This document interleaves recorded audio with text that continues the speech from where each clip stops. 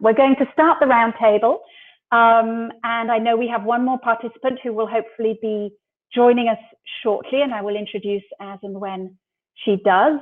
Let me for now introduce myself. My name is Caroline Reese. I'm the president of Shift. We are a not-profit organization focused on business and human rights, and we work with companies, with governments, investors, and civil society organizations to build understanding of what it means to make respect for people's basic dignity and equality a part of how business gets done. And that's something we'll be coming to in our conversation today with this extraordinarily rich panel of experts. I'm grateful to all of you for being with us for this conversation. Let me introduce you first before we kick off. We have with us, I'll go alphabetically, we have Marcia Baliciano, who is the Global Head of Responsibility at RELX, Europe's largest media company, which focuses on information, analytics, and events. We have also Ana Caracedo, who is the Chief Risk and Compliance Officer at Votorantim, a family-owned Brazilian company that started in textiles, I think about 100 years ago, expanded into a conglomerate, and is today an investment holding company with a presence in 21 countries. We have also Elizabeth Cousins, the President and CEO of the UN Foundation, and with a career in diplomacy on the front lines of peace processes, I know, and helping to build also public-private partnerships to solve global challenges. We have Jimin Liu, who is the head of the UN Department of Economic and Social Affairs, DESA, which of course holds up the development pillar of the UN Secretariat. And I know Mr. Liu has a particular dedication to supporting UN member states from his role in their efforts to implement the 2030 agenda that underpins the Sustainable Development Goals. And we have Eddie Doppel, who is an award-winning and internationally acclaimed activist and humanitarian, and a champion for people with disabilities, having been himself diagnosed with spinal muscular atrophy at a very young age, and having advised many influential organizations around these issues, the World Economic Forum, to UN Women, to Amnesty International, and many others. It is wonderful to have you all with us for this conversation. And I suspect we're all at a stage now where we find it almost trite and repetitive to hear that we are living in extraordinary times.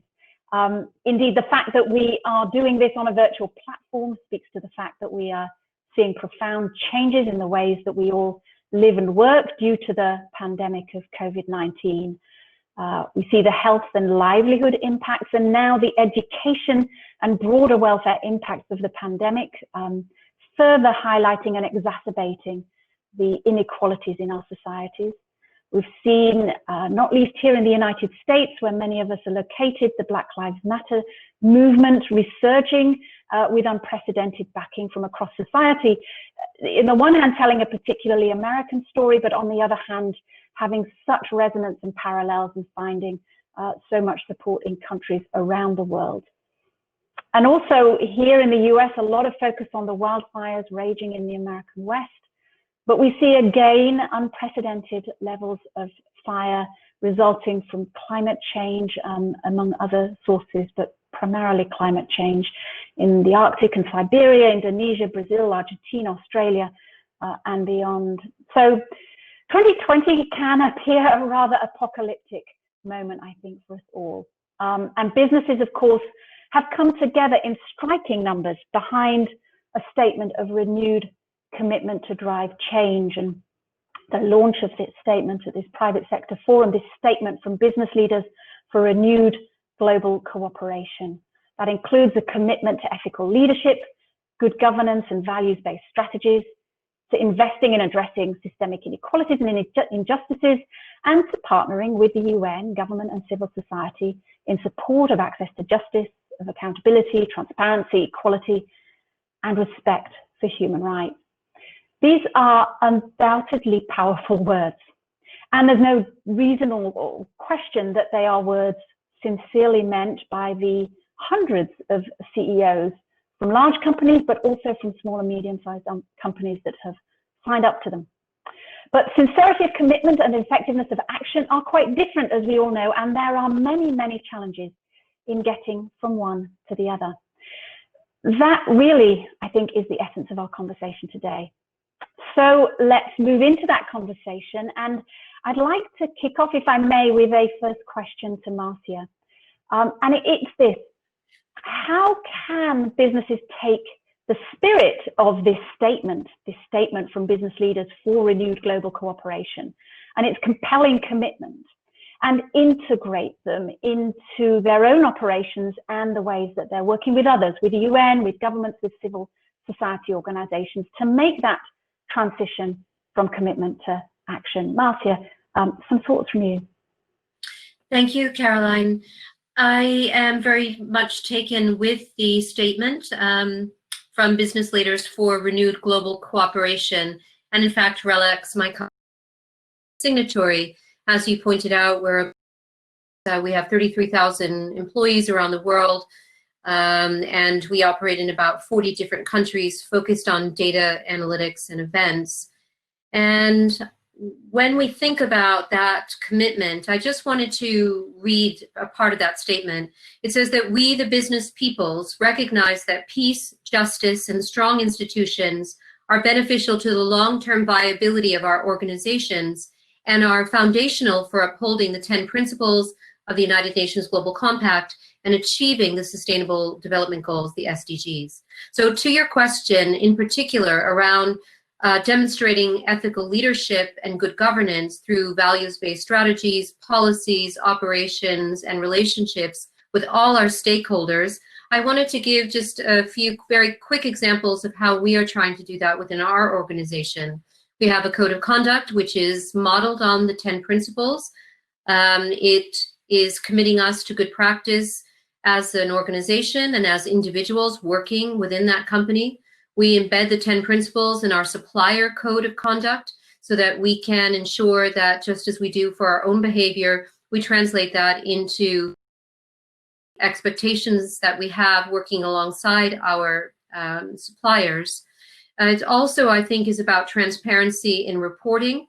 So companies are increasingly being asked to share more of the data. I think it's important to show where are we doing good, where do we still have work to do, and not being afraid of that gap, and showcasing the steps when we do have ways to go, how we're working to address that. And I think maybe a final area to highlight is actively supporting the rule of law. So this is the foundation upon which societies are based. It is ensuring that all people have access to the law and equal treatment beneath it. And for us as a company that also focuses on legal information, there are ways that we are trying to do this by publishing the world's laws, by making sure that people can understand them, and then by using our people and resources to try and advance the rule of law in areas like work that we're doing in Malaysia on getting stateless people recognized as citizens so that they can have access to education, or it's about setting up a land registry database in Myanmar so that people can show that they have access to the property which they believe is theirs. These things are very fundamental, and I think there's things that all companies can do to reinforce the rule of law. So some great reflections there. And Zhenmin, coming to yourself, those comments from Marcia about not least this support for the rule of law, and that resonates so strongly, of course, with SDG 16, which underpins so much of the rest of the SDGs. What reflections from yourself about the role you see for business in making this transition from commitment to action? Thank you, Caroline. I think I'm very honored to join you and join the panel. For the United Nations, I think over the past years, since adoption of the 2030 agenda, we have been devoted to build up the partnership with the bean sector. I think we also used many of our platforms and creating new platforms to engage with the private sector, bean sector, including that we used our Financing for Development Forum to create investment in SDGs fair. Now, I think last year we created another one, Global Investment in SDG in Sustainable Development Alliance. with 30 CEOs for the global banks and financial institutions. So I think from these experiences I believe this discussion of this panel is very, very relevant. I think they will contribute to our enhancement of the partnership with the business. I think it'll be really to help business sector understand that they really need to be incorporated the spirit and the commitment in the statement from business leaders for renewed global cooperation. I think it'll be, of course, first foremost, I think it'll be we need to help them enhance their commitment from top leadership.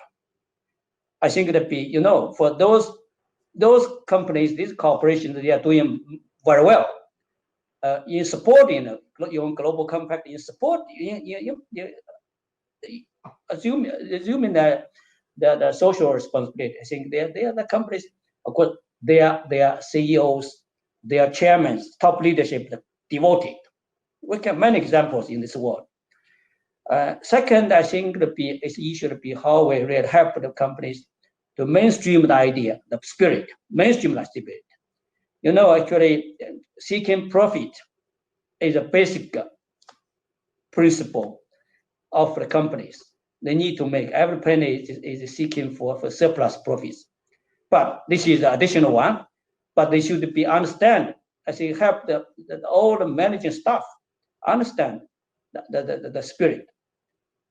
Third, I think it'll be important to the partnership is indispensable. Of course, I think we need to really engage them to understand building up their partnership, help them build up the partnership with others. It's also important for improving their own business. Fourth element is communication. I think it also needs to be enhanced. That's why I think that of course, this is very critical for global compact. I think because when we have the kind of alliance for the global compact business sectors, but it's how to through our communication, through communication help them to learning from each other. For those companies, they are doing much better, and to help others to understand better.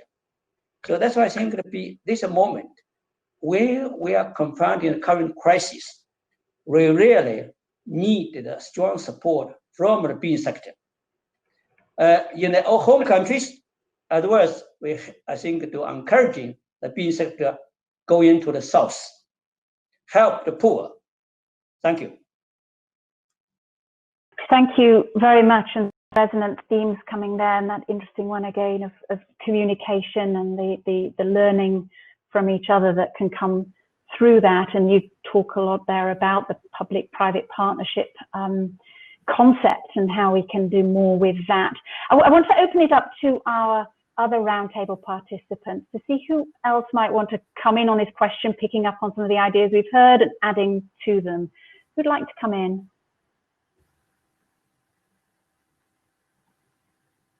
I will comment Anna, on that. please. First of all, thank you very much for the invitation. It's a pleasure to be here. And as well as Chief Risk and Compliance Officer of Votorantim, I am also the coordinator of the Action Platform Against Corruption of the Global Compact Network Brazil.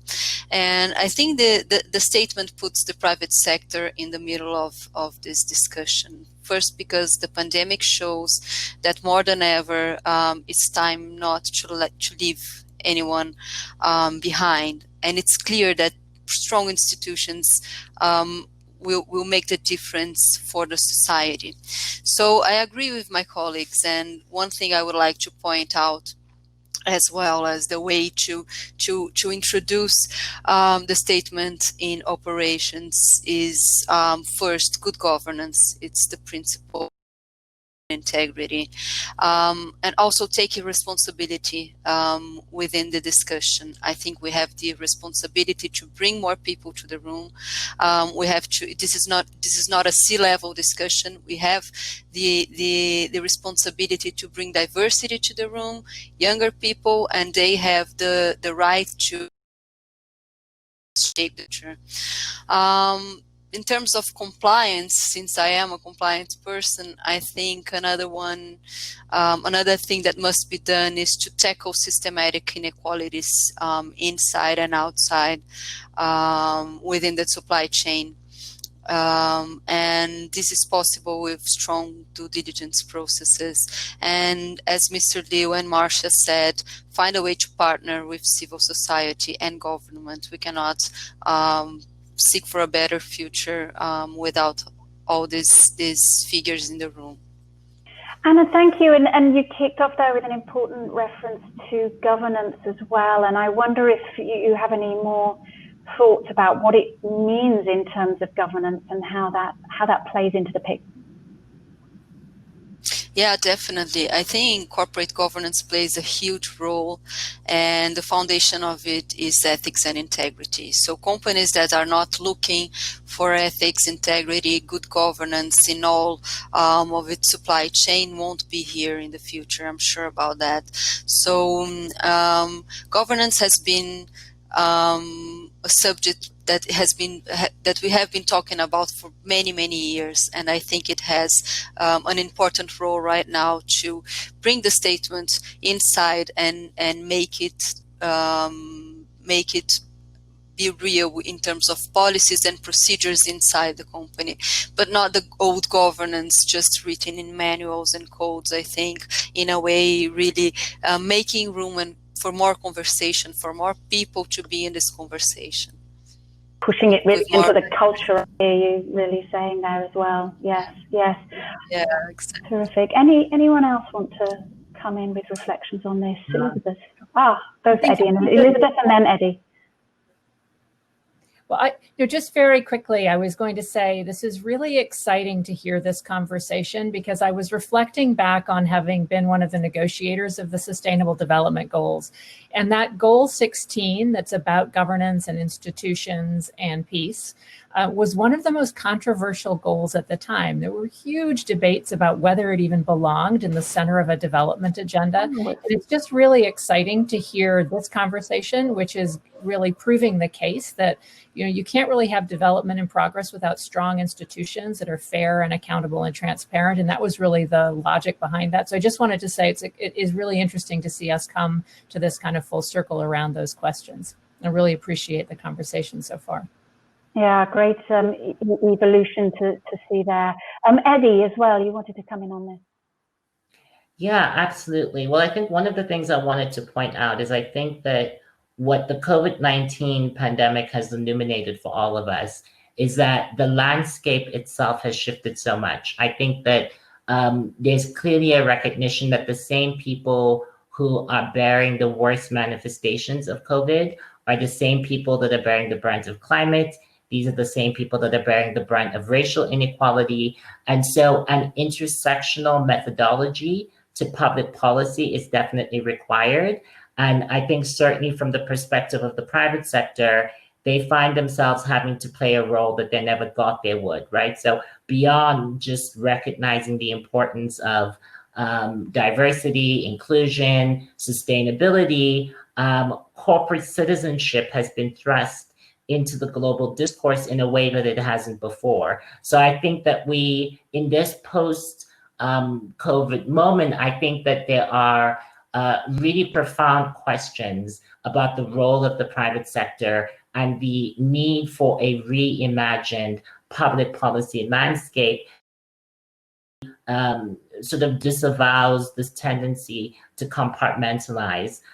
Yesterday, I joined my fellow SDG advocates in a meeting with the Secretary General, and one of the things that is absolutely clear is that we need to be thinking about the ways that all of the goals are indivisible from one another.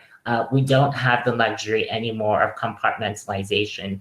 And I think that, that offers a really interesting conundrum, I think, for leaders in the private sector, but also for public policy makers at large.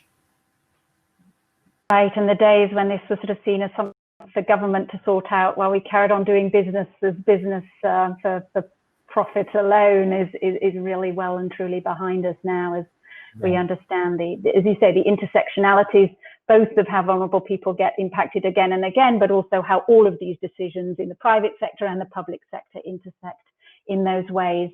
I want to welcome Ulrika Moder, who's joined us as well. Thank you for being with us. And just to say one line of introduction, Ulrika, I know you're the Assistant Administrator and Director of the Bureau of External Relations at the UN Development Programme, and have had a long career in international development, latterly also as Sweden's State Secretary for International Development Cooperation and Climate. So welcome to the conversation. And I'm going to move us a little bit forward. And indeed, Eddie, I'd like to come back to you if I can, because you pushed us into that issue of inequalities, right? And it's a central feature of this business statement. And as you said, it is a central feature of what we are seeing at this time, compound and recompound through the effects of COVID. And it'll be the 10th anniversary of the UN Guiding Principles on Business and Human Rights in June of next year.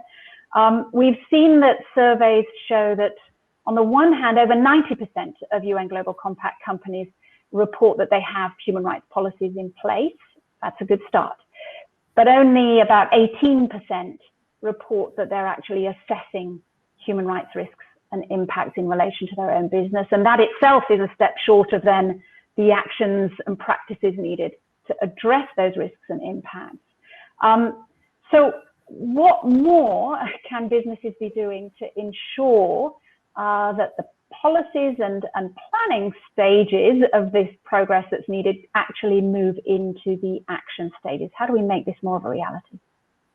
Well, Caroline, I think the first recognition, which is absolutely crucial, is that business leaders need to see the business of addressing inequality and injustice as core to their business practice. Because I think that we still find ourselves with conversations around equality, justice, sustainability being relegated to a small corner within the C-suite, right? And I think that now the goal of corporate citizenship needs to be spearheaded at the highest levels of decision-making. So boards and chief executive officers need to really take up the mantle of fighting injustice and inequality. I think the second thing too is that if we're honest with ourselves, we'll admit that there's somewhat of a disjuncture between the discourse of social justice and the discourse of international development and humanitarianism space, right? The anti-poverty work is inherently anti-sexism and anti-racism work, right? We need to be able to bring the language of social justice into the work that we do as development practitioners, right? And I think that if we're able to bridge that gap, that will signal to businesses that there is no separation between the bottom line, between the strategic objectives of a given entity and a profound and deep commitment to issues of justice and sustainability, right? So I think there are a number of gaps that continue to exist that need to be bridged so that we're having one conversation in a very robust and meaningful way. It's really powerful set of reflections, Eddie, and that issue of how we can sometimes talk different languages that can divide in ways that's not helpful to that common mission and imperative of looking at the issues of inequality. And certainly some of the work that we've been doing over the last couple of years with companies and investors has looked also at business models and how aspects of risk to people can become embedded unintentionally in a business model that requires that engagement of top management and the board to deal with and mitigate those issues. It's not just an operational question. So a lot of resonant aspects to what you're saying there. And Anna, build on that if you would for us. I know you've got a lot of breadth and depth of experience at Votorantim around these issues and what it means on the front line of trying to take action. So I'd love to hear your thoughts. Oh yeah, sure. Well, I think the human rights discussion, it's far away to be enough. But what I see as a trend is that there are a lot of companies that are putting compliance, human rights compliance due diligences that will help a lot to really implement really practical practices within the companies. What I see in Brazil at the Global Compact is that the action platform of Human Rights Network Brazil has more than 120 organizations, and they are doing a huge job in terms of developing, training, and talking about human rights in a way that we've never seen before. And as Votorantim, we have always been very careful when we talk about indigenous people and the communities where we play a role. So I'm very happy to see that most of the companies are talking about this right now, and this big trend in terms of compliance makes me have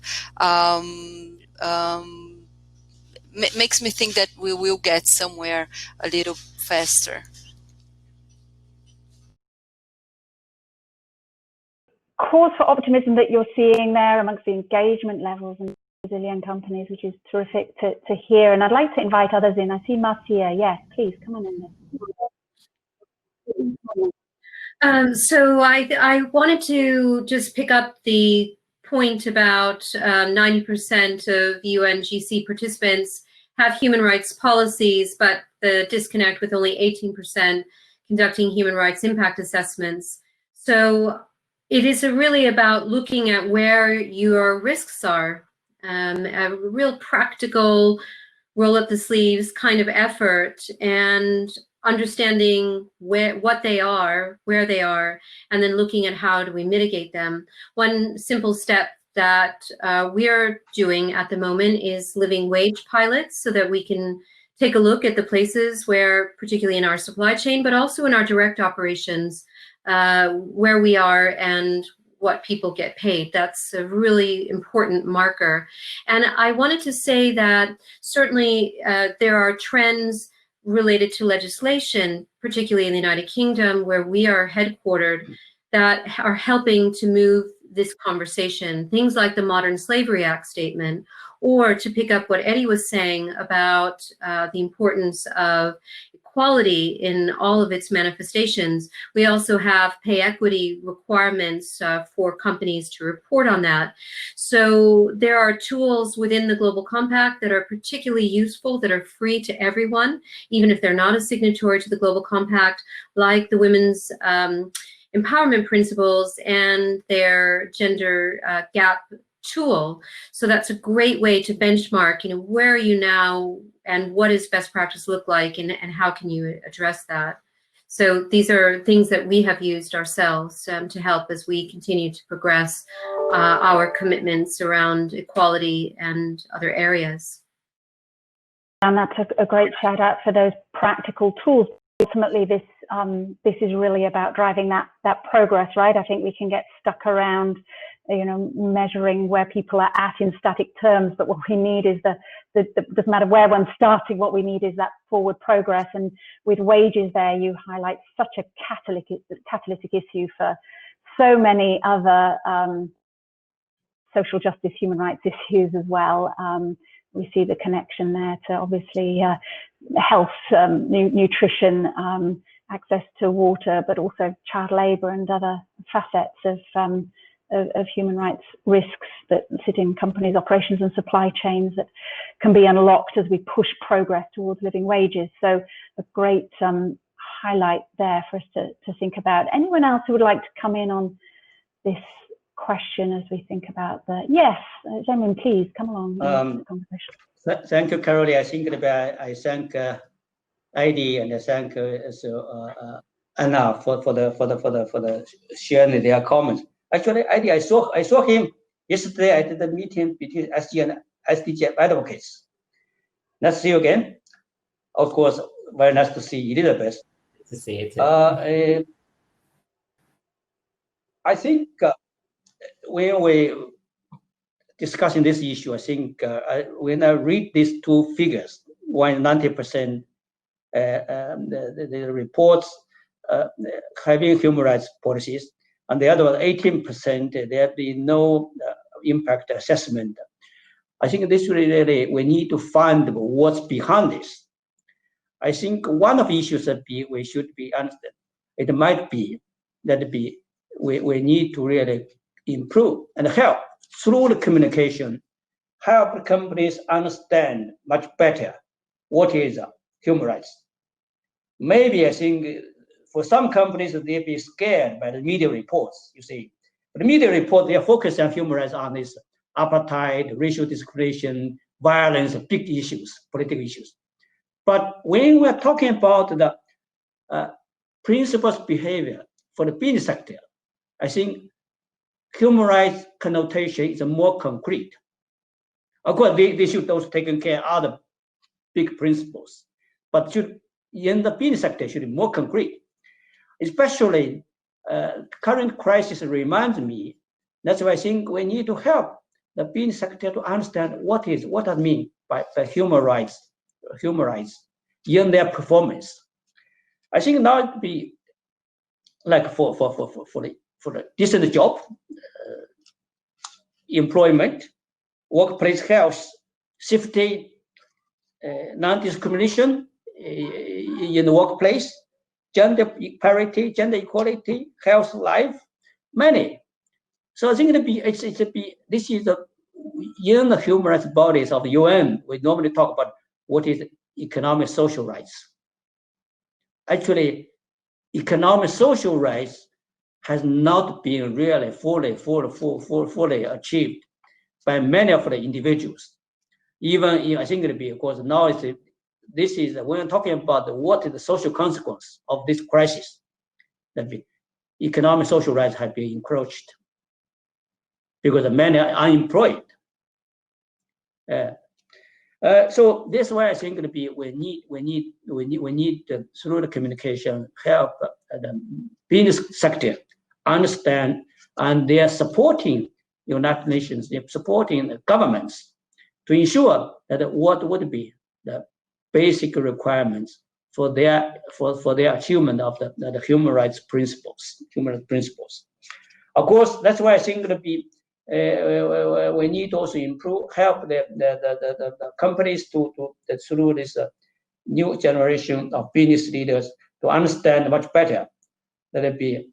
So it's the running of the business is not just about it's a commercial issue. It's a social. They have a social. They need to also deliver their social responsibility. So I think it'll be in this area. There will be a long way to go in terms of systematic change, but we must start from current crisis, starting from the post COVID-19 recovery to help the business sector to change. So that's why I think the recovery doesn't mean that just to resume the economic growth for governments.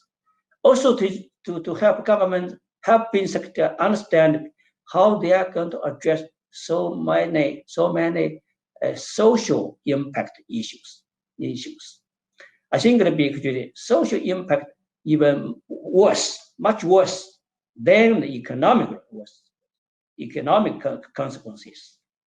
So now people are currently focusing on health crisis, economic crisis. I think immediately the social crisis would be very serious one. We are going to witness, we are going to confront in the coming winter, I think in early next year. That's why I think this is the area we need to help the business sector understand better. Thank you. Very, very helpful and insightful reflections for us there as we really think about that demystifying, right, of what we're talking about here. And I think you're so right that very often practitioners within companies and many other types of organizations often think about, the massive violation, the massive crisis or incident that was in the newspaper. And we're talking about really much more day-to-day and routine things very often, as you reflect many social and economic facets of this in wages, in health, in decent jobs, treatment in the workplace, and so forth. And so demystifying that and making it a practical proposition, something that is so not just valuable, but essential if we're to make the progress and deal with the crisis that is still to come, as you suggest there, that we're not seeing yet the full implications of what's before us. I'd like to move us forward indeed and bring us then back to that level of global institutions and multilateralism. And this is the 75th anniversary of the UN this year, and the business statement itself reflects on the regrettable erosion that we've been seeing in institutions and in the practice of multilateralism, and at a time where we can see greater need than ever for that kind of collaboration and cooperation. So I'd like to bring in Elizabeth, and then Ulrika, I'd like to come to you after that as well, around this question of bringing businesses more into the work of the UN, and what kinds of multifaceted ways that can happen. I think we've often thought traditionally about how business might donate to the good work of the UN, and of course that's there and a legitimate way of contributing. Yet there's so much more and so much more meaningful ways, I think, that we're seeing collaboration can happen. So Elizabeth, perhaps I can come to you to share with us. You sit in a unique position to talk about these issues from the UN Foundation. What reflections do you have? Well, thanks very much, and it's wonderful to join you all. First, just to emphasize, we do need businesses to be even more involved in the work and the priorities of the UN, and every day seems to bring us a compelling new reason for that. You know, this is the 75th anniversary of the United Nations, and our ability to cooperate as nations, as people, will determine whether or not we can overcome the biggest challenges we face. And yet we all can see how it's being tested as never before. You know, that test is absolutely one we need to pass. And it's just so encouraging to see businesses, as we saw this morning, start to become an even more powerful voice for precisely those values. Few thoughts. Over the last 20 years, we have seen real advances in how business collaborates with the UN. That's actually part of the founding mandate of the UN Foundation, and it's obviously core to the mission of the Global Compact. One of the important trends has been increasing scope for very practical collaborations and solutions around specific problems that get beyond the principle of partnership, as important as that is, to the practicalities of joining forces to work on real solutions. And I'll just give you an immediate example. In the procurement and supply chain blockages that we've faced globally during this pandemic, you know, that only gets solved or reduced as a problem when agencies like the World Health Organization and the UN system work hand in hand with leading businesses, as they've been doing from the beginning of this crisis. The Sustainable Development Goals obviously also give us a huge opportunity for scaled collaboration across sectors. You know, the goals were negotiated by governments, but they involve substantial engagement with all sectors, including business, along the way.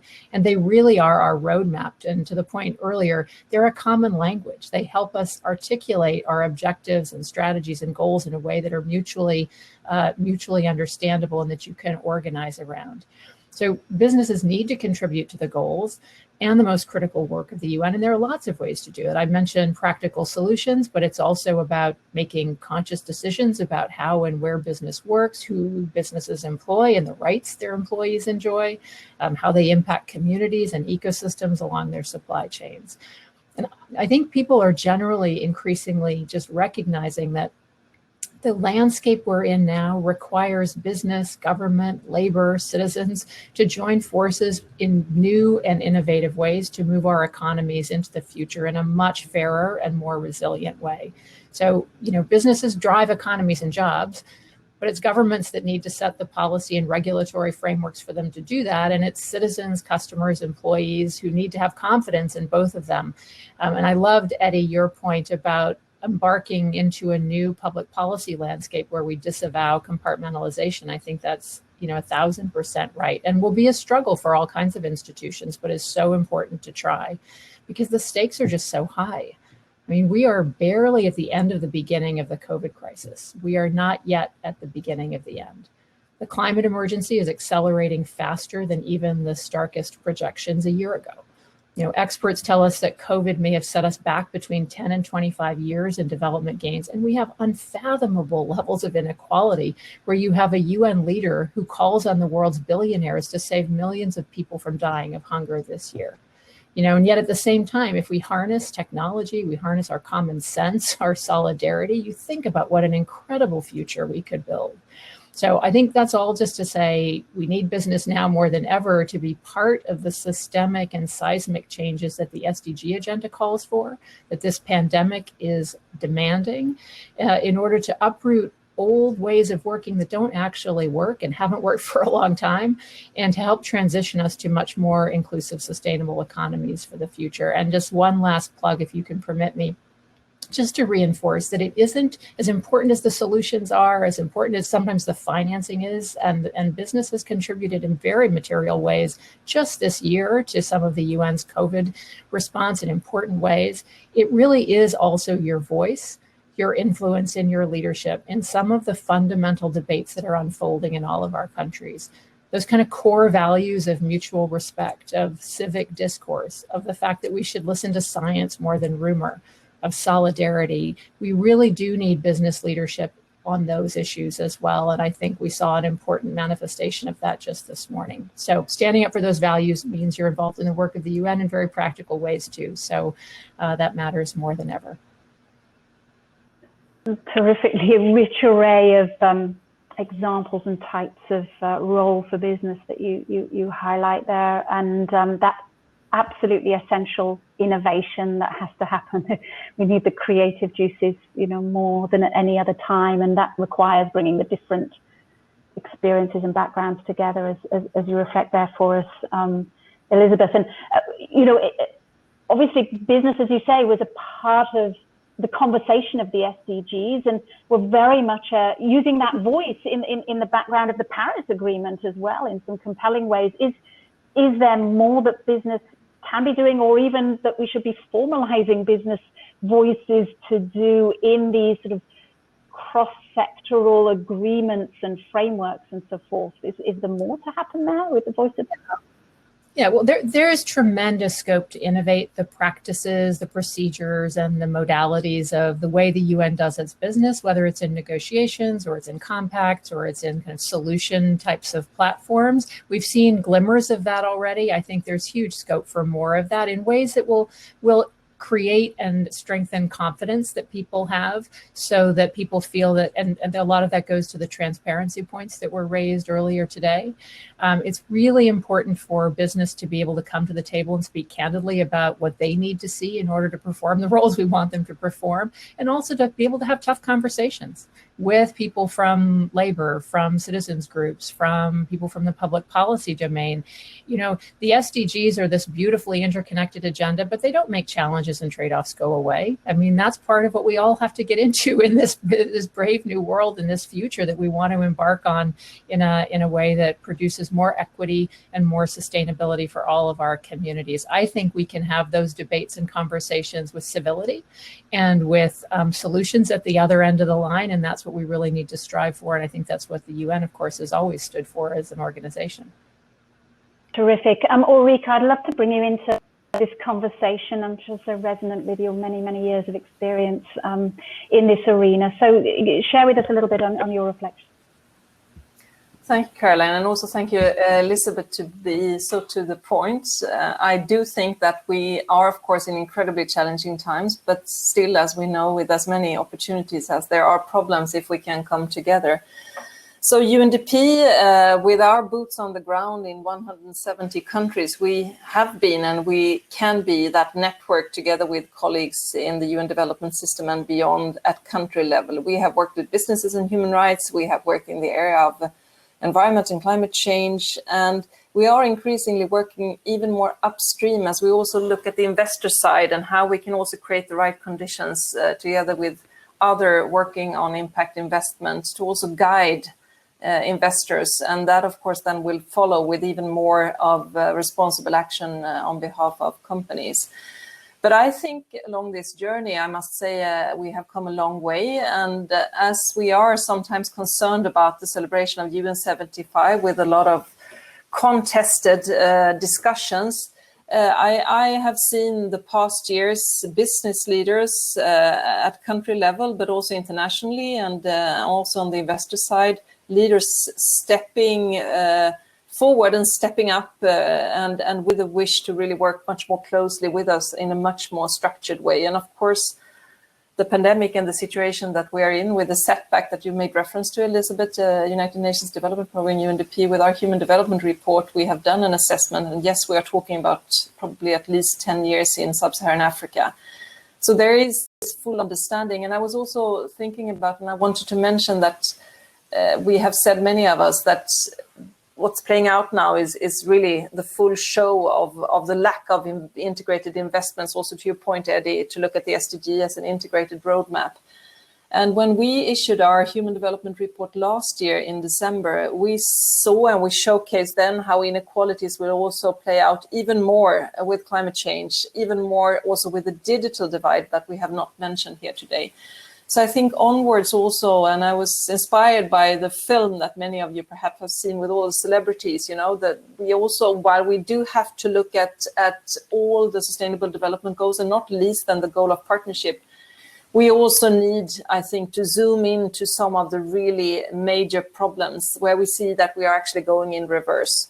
And then, of course, greater inequalities playing out across the world with lack of trust, also in societies, between citizens and governments. Elizabeth, as you also mentioned, the importance of that social contract and how we can take this opportunity to rebuild that and do that not only in between governments and citizens, but actually also the many business leaders that understand the importance of this kind of social dialogue and social contract that we need to rebuild. Gender equality, of course, being an incredibly important part of this. So as we also now see the investments that are being made on behalf of governments, but also businesses, how can we in each and every country see to that we invest beyond recovery and towards the sustainable development goals? And how can we nurture that discussion? UNDP has, together with the resident coordinators and our colleagues at country level, done assessments in the vast majority of the member states now. And now it's time for the UN to also then support countries with the socioeconomic recovery plans. And as we do that, we need to work very closely with businesses also on the ground, but also, of course, then the international businesses present. I think that there is an appetite on behalf of the private sector that I have not seen before. There are a number of strong leaders. They are not yet a majority. And I do think that all of us really need to come together. There is a lot of guidance in place. I mean, we have, as I said in the beginning, worked with platforms on businesses and human rights, on environment, climate change for a long time. But I think it's also incredibly important for us because we are a number of actors, let's say in the impact investment also space, that we also need to come together and provide a joint toolbox. I mean, there are many tools and guidances, but I think it's really important for us in the development space also to provide some clarity in relation to the many advices that we give also to businesses. And take the opportunity right now to renew the commitment, because business leaders are stepping forward. They see very clearly what we also see, the need to do things differently. So I think right now is really the opportunity to do so. So if we in the development community can come together and also use, as we do now, the Global Compact platform to provide a common joint toolbox also and some updated advice, I think that would be very good. And as you reflect, Ulrika, I mean, you know, UNDP, so much boots on the ground. And as you're saying there, you know, really sort of leaning into specific challenges is going to be critical to change. We can't remain at the level of the general and get to the solutions. But I think to points that others have raised, Elizabeth and others, this is when it gets messy. This is where trade-offs become a reality, where dilemmas emerge, where, you know, one can set a target and there's a risk one may miss it for different reasons. And so, you know, what you reflect there, that some business leaders are up there and speaking up for that kind of honest messiness, if I can put it that way, it can be a hurdle for others as well. The fear of not having the neatly met objective in the time frame and so forth, and how to. So I wonder if you have any further reflections, and I open to others as well as to how we can build that comfort to get really on the ground, rolling up the sleeves into the messiness and comfortable with the messiness and what that entails without fearing the judgment or the backlash that will come with the realities of that. Ulrika, any additional thoughts, and I open it to others? No, perhaps just to say that as a big bureaucracy, as we all know, has really also made all its effort also to come together and reform itself. So I think with the coordinated response on the ground that we actually see happening now, not only with the UN, but beyond with the IFIs and broader institutions, that's incredibly important and a good ground for that discussion. So I actually do think that there are conditions on the ground now to have these kind of discussions led by the RCs and supported in the case of the socioeconomic response plans also by UNDP, but many times with the broad range of development actors on the ground as well. Thank you. Does anybody else want to come in with reflections on this set of issues? Anna and Marcia. Yeah, I think there are two pillars here in this discussion. First of all, I think companies have to do an inside job to get to understand what are their fragilities, their risks, where they're not good in the discussion, talking about human rights, talking about corruption, and all the other SDGs. But in the other hand, I think that the UN has lots of platforms of action. Here in Brazil, we have this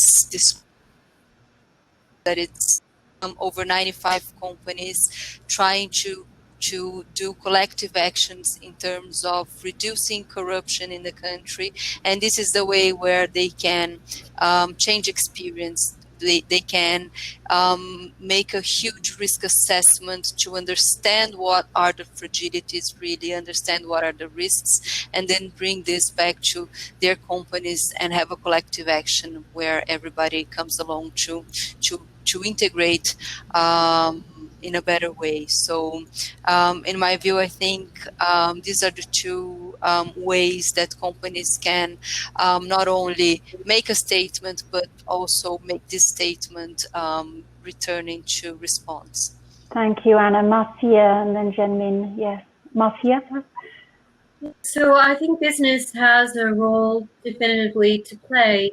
We know that, as Elizabeth said, the SDGs are, the majority of them and the targets are for government, but we know that government can't do it alone. And I think that the basis of strong partnerships with the private sector are about the private sector looking at where they can make a contribution. And so that's something that we've been focusing on. One of our unique contributions as a business is universal sustainable access to information.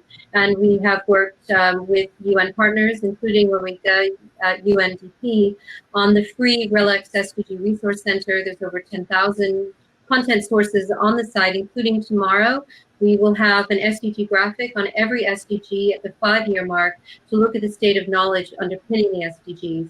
This is based on our data and analytical capability. It's something that we uniquely can do. Other businesses have within their expertise things that they can contribute as well. So I think there's certainly a role for everyone to play in building those strong partnerships for the future with the UN. Thank you, Marcia. Zhenmin, do add your reflections, please. Thank you, Caroline. I think this is a very relevant question for today, because we are commemorating the 75th anniversary of the United Nations. General Assembly now meeting at the head of meeting today. They're going to listen to the statement from dozens of over 100 world leaders. Second, I want to highly appreciate our cooperation with the UN Foundation and the UNDP. They are very close partners with the Desert Medical. I think the issue has 3 aspects of it. First, it's important in this crisis that we use our various platforms, also convince the business sector, but really multilateralism matters to be. I'm glad to be. I was last week. I joined, also participated in the symposium. I with remarks on focusing on multilateralism matters to business. I think it's important because that where we are confronting the global economic crisis, we're confronting challenge that achievement, the setback in achievement of 2030 agenda of SDGs. That's why I think which convince business sector to be this threat or setback of the multilateralism it just not only matters to governments, also matters to people, matters to business sector. That's why I think that if the protectionism, isolationism prevails, I think that their space, their market for investment of the business sector will be shrinked. So that's why I think that multilateralism we need the strong support of the business sector. Second, we also need to help the business sector build up the confidence. Really, their support, their contribution also matters to multilateralism. I think actually, especially since over the past 2 decades, since the 1990s, I think the business sector gradually has made great contribution to the United Nations, to intergovernmental process, and to the negotiation of many international agreements. So you can imagine, I think when I remember when we had negotiated the Kyoto Protocol to Climate Change Convention, the business involvement very limited. But when we went to Paris for in the negotiation Paris Agreement, I think actually the government delegation were overwhelmed by other stakeholders. Of course, reality will be for the business sector they contributed to this process, but of course for the final agreement of all the international rules would depend on member states. So this is the international reality. I think third, the business sector should understand. Third element I want to share is we need to continue to encourage both the United Nations intergovernmental process to be more open to the business sector, to other stakeholders for the participation. I think that's why there's a big change over the past years. We have for DESA we've been supporting many of the forums which multi-stakeholder, even Financial for Development Forum, STI Forum, Science, Technology, Innovation Forum. All these forums are multi-stakeholder. So that's why I think we can continue to improve that. That in many areas, I think we can really continue to engage and incorporate the business sector for the involvement. Of course, now is the problem thing that the capacity is a limited constraint. I think our capacity was constructed some decades ago, just for member states, like the headquarters here on Fifth Avenue.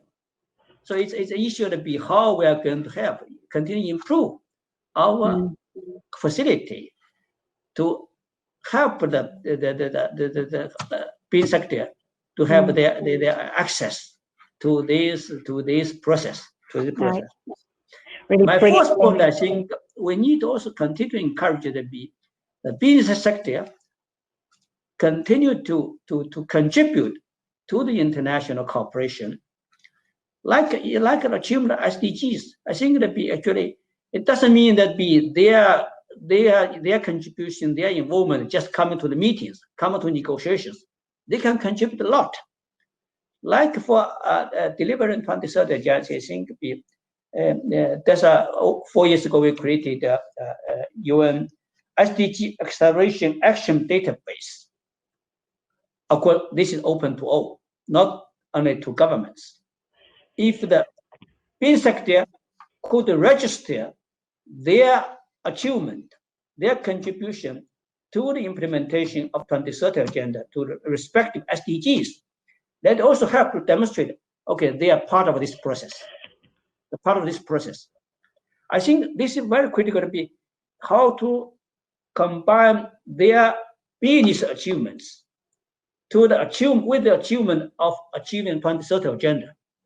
Mm-hmm. I hope that be the Global Compact, the UN Foundation, ICC, these companies, these organizations could help DESA to improve that. I think that this area, DESA also want to improve.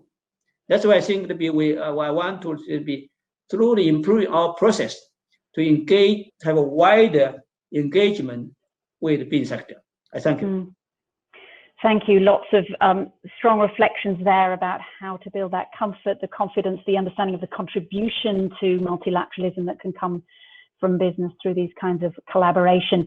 We're going to wrap up in the next 4 or 5 minutes, but I just want to come back to everybody, and if there's sort of one headline that you would want to leave this conversation making sure is on the table when we look at how business moves from commitment to action and contributing and playing its role in the change we need to see, what headline would each of you bring to the fore or want to make sure is really landed on the page, as it were? I look around to see if anyone wants to kick off with something that's top of mind.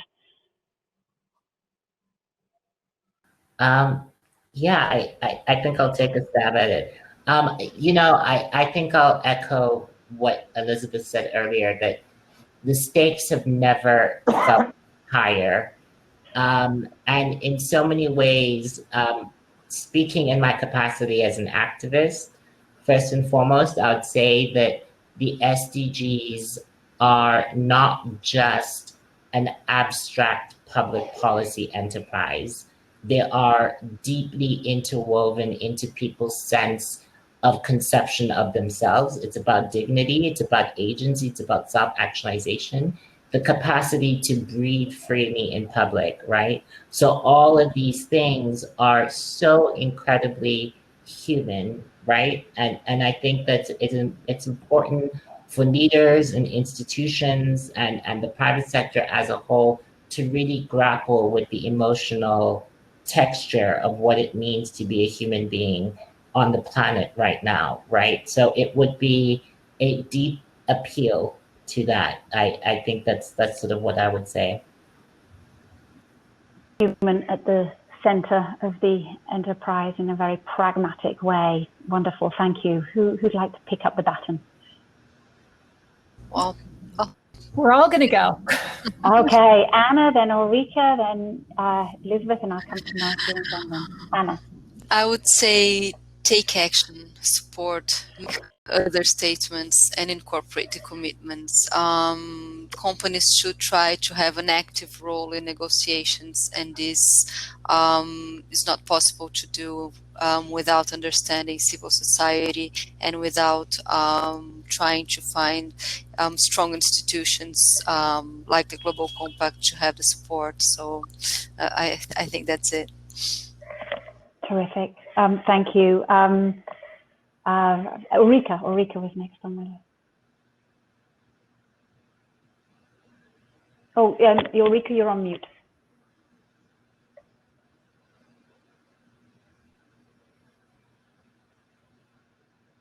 No, lost your sound. Okay, Elizabeth, we'll move to you while Ulrika sorts that out. Okay, well, I'm going to try to take 2 quick bites at the apple and throw a lot of metaphors at you.